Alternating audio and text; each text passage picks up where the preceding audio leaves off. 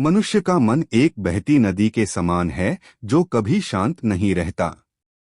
विचार, भावनाएं और चिंताएं हमारे मन को हर समय घेरती रहती हैं। अक्सर हम इन्हें नियंत्रित करने की कोशिश करते हैं, लेकिन यह प्रयास कभी-कभी और अधिक तनाव पैदा कर देता है। इस स्थिति से बाहर निकलने के लिए हमें समझना होगा कि विचारों को दबाने के बजाय उन्हें स्वाभाविक रूप से स्वीकार करना चाहिए। इसी संदर्भ में यह कहानी गौतम बुद्ध की है, जो हमें सिखाती है कि मन को शांत कैसे किया जाए। एक समय की बात है, एक युवक अपने जीवन में गहरी बेचैनी और मानसिक अशांति से परेशान था। वह दिन रात चिंताओं में उलझा रहता और हर छोटी भी बात पर उसके मन में विचारों का तूफान। मेरा मन हमेशा उथल पुथल में रहता है। एक पल के लिए भी मुझे शांति नहीं मिलती। मैं जो भी करता हूँ, तुम तैयार हो? युवक ने तुरंत हामी भरी। हाँ भगवन, मैं सब कुछ करने को तैयार हूँ। बस मुझे मन की शांति चाहिए। बुद्ध ने उसे एक छोटी सी पुस्तक दी और कहा, इस पुस्तक को हर दिन पढ़ो। यह तुम्हें शांति का मार्ग दिखाएगी। लेकिन एक बात याद रखना, जब भी इस पुस्तक को पढ़ो, बंदर के बारे में मत सोचना। युवक ने चौंकते हुए पूछा, बंदर? मैं बंदर के बारे में क्यों सोचूंगा? बुद्ध ने शांत स्वर में कहा, याद रखना, बंदर के बारे में नहीं सोचना। युवक ने पुस्तक को अपने साथ लिया और उत्साह से घर लौट गया। उसने सोचा कि यह पुस्तक उसे अपने मन को शांत करने में मदद करेगी। अगले दिन युवक ने पुस्तक को पढ़ना शुरू किया। जैसे ही उसने पढ़ना शुरू किया, उसके मन में पहला विचार आया, बंदर के बारे में मत सोचो। परंतु यह विचार आते ही उसके दिमाग में बंदरों की छवियां उभरने लगीं। उसने खुद को समझाने की कोशिश की, मुझे बंदरों के बारे में नहीं सोचना है। लेकिन जितना वह खुद को रोकने की कोशिश करता, उतना ही बंदरों के बारे में सोचता। दिन बीतते गए और युवक ने देखा कि वह पुस्तक के मुख्य विचारों पर ध्यान केंद्रित नहीं कर पा रहा था। हर बार जब वह पुस्तक खोलता, उसका मन बंदरों की छवियों से भर जाता। थक-हार कर युवक बुद्ध के पास वापस गया और कहा, भगवन, मैं असफल हो गया। आपने कहा था कि पुस्तक पढ़ते समय बंदरों के बारे में मत सोचना। लेकिन जब भी मैं इसे पढ़ने की कोशिश करता हूँ, मेरे मन में बंदर ही बंदर आते हैं। ऐसा क्यों हो रहा है? बुद्ध मुस्कुराए और बोले, यही मैं तुम्हें सिखाना चाहता था। जब तुमने बंदरों के बारे में न सोचने का प्रयास किया, तब तुम्हारा पूरा ध्यान बंदरों पर केंद्रित हो गया। मन की प्रकृति यही है, जब तुम किसी विचार को दबाने की कोशिश करते हो, तो वह और बलपूर्वक लौट आता है। युवक आश्चर्यचकित होकर बोला, तो मैं क्या करूं, भगवन? क्या मैं अपने विचारों से कभी मुक्त नहीं हो सकता? बुद्ध ने उत्तर दिया, विचारों से मुक्त होने की कोशिश मत करो। जब कोई विचार आए तो उसे स्वीकार करो। उसे दबाने या भगाने की कोशिश मत करो। बस उसे एक बाहरी पर्यवेक्षक की तरह देखो। जैसे जैसे तुम इस अभ्यास में प्रवीण होगे, विचार धीरे धीरे शांत हो जाएंगे। बुद्ध ने आगे समझाया, मन का स्वभाव बहने वाला है। यह हमेशा कुछ न कुछ सोचेगा। तुम्हारा काम यह नहीं है कि इसे रोकने की कोशिश करो, बल्कि इसे बहने दो। ध्यान का अभ्यास करो, विचार आएंगे तो उन्हें देखकर जाने दो। जैसे आसमान में बादल आते जाते हैं, वैसे ही तुम्हारे विचार भी आएंगे और चले जाएंगे। लेकिन आसमान, तुम्हारा मन स्थिर और शांत रहेगा। युवक ने बुद्ध की बातों को ध्यानपूर्वक सुना और उनका अनुसरण करना शुरू कर दिया। उसने रोज ध्यान का अभ्यास किया। जब भी कोई विचार आता, वह उसे बिना किसी विरोध के देखता और जाने देता। धीरे धीरे उसे महसूस हुआ कि विचारों का आना जाना स्वाभाविक है। जब उसने उन्हें स्वीकार करना शुरू किया, तो वे स्वतः ही कम होने लगे। अब उसका मन पहले से अधिक शांत और स्थिर हो गया। कुछ समय बाद वह फिर से बुद्ध के पास पहुंचा और बोला, भगवान, आपके निर्देशों का पालन करके मैं अब अपने मन को शांत रख पा रहा हूं। मुझे अब समझ में आया कि विचारों से लड़ने की बजाय उन्हें स्वीकार करना ही शांति का मार्ग है। बुद्ध ने मुस्कुराते हुए कहा, यह बात समझने के बाद तुम्हारा जीवन शांत और सुखमय हो जाएगा। ध्यान और स्वीकृति ही सच्चे शांति के साधन हैं। बहुत समय पहले एक छोटे से राज्य कपिलवस्तु में एक राजकुमार सिद्धार्थ का जन्म हुआ था, जो बाद में गौतम बुद्ध के रूप में प्रसिद्ध हुए। बुद्ध के जीवन की कहानी कर्म के सिद्धांत को गहराई से समझाने वाली है। बुद्ध ने न केवल अपने जीवन में कर्म को समझा बल्कि इसे अपने अनुयायियों को भी सिखाया, ताकि वे अपने जीवन को सही दिशा में ले जा सकें। बुद्ध के जीवन में एक घटना ऐसी थी जो कर्म के महत्व को स्पष्ट करती है। यह घटना उनके आत्मज्ञान प्राप्त करने के बाद की है, जब वे अपने उपदेशों के माध्यम से लोगों को जीवन के सत्य की शिक्षा दे रहे थे। उनके पास एक बार एक साधारण किसान आया, जिसका नाम काशीभू था। किसान उदास और चिंतित था। उसने बुद्ध से पूछा, भगवान, मैं एक साधारण व्यक्ति हूँ। दिन रात मेहनत करता हूँ, फिर भी मेरे जीवन में सुख शांति नहीं है।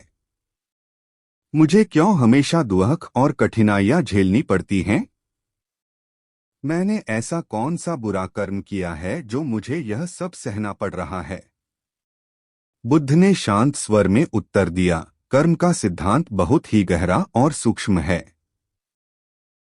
जो कुछ भी तुम आज झेल रहे हो, वह तुम्हारे पिछले कर्मों का परिणाम हो सकता है, और जो तुम आज कर रहे हो, वह तुम्हारे भविष्य का निर्धारण करेगा। कर्म केवल यही नहीं बताता कि तुम्हें किस परिस्थिति का सामना करना है, बल्कि यह भी बताता है कि तुम्हारी प्रतिक्रिया उस परिस्थिति पर क्या होगी। किसान ने कुछ न समझते हुए बुद्ध से निवेदन किया, भगवान, क्या आप मुझे इसे किसी सरल तरीके से समझा सकते हैं? मैं कर्म का सिद्धांत पूरी तरह से समझना चाहता हूँ। बुद्ध ने मुस्कुराते हुए कहा, ठीक है, मैं तुम्हें एक कहानी सुनाता हूँ। बहुत समय पहले एक गांव में दो मित्र रहते थे। एक का नाम अर्जुन था और दूसरे का नाम दीपक। दोनों अच्छे मित्र थे, लेकिन उनके जीवन जीने का तरीका बहुत अलग था। अर्जुन एक मेहनती और ईमानदार व्यक्ति था, जबकि दीपक आलसी और स्वार्थी था। अर्जुन हर दिन कठिन परिश्रम करता था और अपने जीवन में अनुशासन और सदाचार को प्राथमिकता देता था। वहीं दीपक हमेशा शॉर्टकट ढूंढता था और दूसरों का शोषण कर अपना काम निकलवाने की कोशिश करता था। एक दिन गांव के संत ने घोषणा की कि पहाड़ी के ऊपर एक बहुत ही मूल्यवान खजाना छिपा हुआ है और जो कोई भी वहां तक पहुंच जाएगा, उसे यह खजाना मिलेगा। अर्जुन और दीपक दोनों को यह सुनकर लालच आया और वे उस खजाने को पाने के लिए निकल पड़े। रास्ता कठिन और लंबा था। अर्जुन ने धैर्यपूर्वक रास्ते की सभी बाधाओं का सामना किया, क्योंकि वह जानता था कि कड़ी मेहनत से ही वह खजाने तक पहुंच पाएगा। वह धीरे धीरे हर चुनौती का सामना करता गया, लेकिन कभी हार नहीं मानी। दूसरी ओर दीपक ने जल्दी जल्दी और बिना सोचे समझे रास्ता तय करने की कोशिश की।